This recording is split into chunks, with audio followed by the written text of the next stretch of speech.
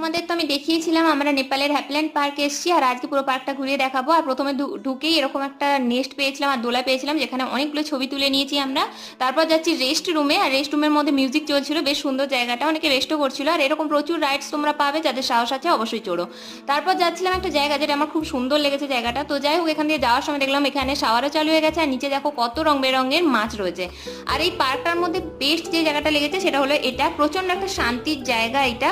আর তোমরা এখানে এরকম ধরনের প্রচুর ফটো তোলা, ভিডিওগ্রাফি করার জন্য প্রচুর অপশন পাবে। তো দ্বীপের সব ছেড়ে দিয়ে কুমির রূপী বাইকটাও ভীষণ পছন্দ হয়েছিল, তো এখানে উঠে কয়েকটা ফটো তুলেছে। তারপর ওকে টানতে টানতে আমি নিয়ে যাচ্ছিলাম জিপ লাইন করার জন্য। তো জিপ লাইনে ওঠার মতো সাহস আমাদের দুজনেরই হলো না, তাই এরকম ওই ফুলের দোলাটাতেই দুজনে একটু দুললাম, আর বেশ কয়েকটা ছবি ভিডিও সমস্ত কিছু করেছি। আর এই জায়গাটাতে হচ্ছিল জিপ লাইন, যেটা আর হলো না আমাদের করা। তো এখন যাচ্ছি মিনি জুতে, আর বিশ্বাস করো মিনি জুতে একদম কিছুই ছিল না। তো যাই হোক, নেক্সট ভিডিওতে তোমাদেরকে বাকিটা ঘুরে দেখাবো। চলো টাটা।